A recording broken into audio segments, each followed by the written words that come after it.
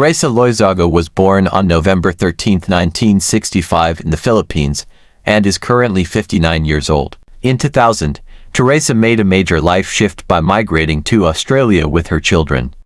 There, she took on various jobs including working in a call center and bank before becoming a flight attendant for Qantas Airlines, a role she held for 14 years. Teresa is a single mother to two sons, Diego and Joseph Loizaga. Joseph has followed a different path, while Diego also pursued acting. Teka. Gusto ko eh. Titinggil muna ako. Samahan mo ako. Ba't di ba naman doon sasama kita? Diyan lang mo. Bawal yun. Bantayan mo lang ako sa pintuan. Bang ka ba? Depende sa sitwasyon. Ang tunay na matapang, walang pinipiling panahon. Ako mo sa akin. Alin dun sa aking mga ipinangako sa iyo, sweetie pie? Sabi mo, hindi ba? Papakasal tayo? Siyempre! Tapos noon, pag nag-honeymoon tayo, around the world. Kaso ang lahat ng mga pangako mo sa akin hanggang biskotso na lang ang nabibigay mo What a minute! Darating lahat yan dahil... Si Ditas, isang kapitbahay. Si Pasing nung nabubuhay pa siya. Langan ni Pacifico nag-asikaso ng kanyang libing nasa bahay sila. Alam mo, lalo na't ngayong bakasyon, doon na sila naglalaro at doon na rin sila kumakain. Gusto mo bang... Pero alam mo, Elmo, buti na lang magkakaroon na rin kami ng kapitbahay na... Daniel.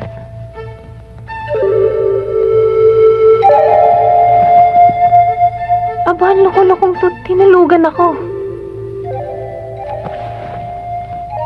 Daniel, wag mo akong matulog-tulugan, ha?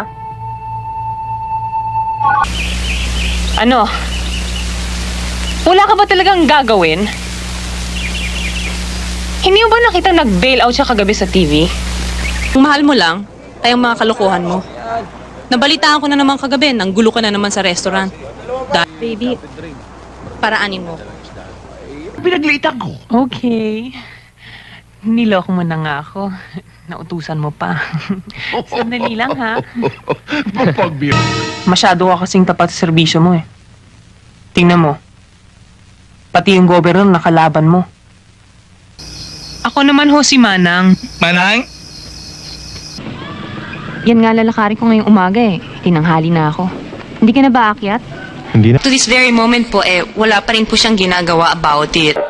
Batch 99. Hindi na usong normal sex. Actually, how I wish Tyrone would be a bit more kinky.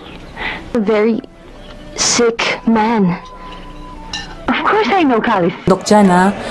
At saka kung pwede, ikaw na rin aayusin natin to. Norma cannot be serious about one. Pero, hindi maiwasan lalo na when I talk to them about my advocacy. Hindi, Mama! Hindi masama! Naisip niyo ba kami? Kung gaano kami nasasaktan kami! Kami na tunay mong pamilya, Mama! Ano naman gagawin namin ng tatay mo pag tatabuyan namin yung dalawa? Hindi naman ang katulong ng tatay mo dun sa bukid. Hindi siya trabaho dito. Sabi, fortune teller ko, ikaw uwi na. Uwi. Ikaw trabaho dito, ha? Okay. Well, ako naman medyo naging busy sa mga charity works dito, kaya siguro hindi tayo nagkita. Yon kasi naubusan ako ng load. Pwede ba magpal? What are you trying to do? Us? Iiwan mo na kami ni Elvira. It's been many years. How are you? Amanda, sa mga mata ko, mukha ka pa rin hampas lupa.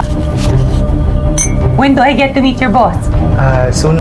It is customary here in the Philippines that we meet our business partners before we enter into business. Bayaran yun. You have to find Venice as soon as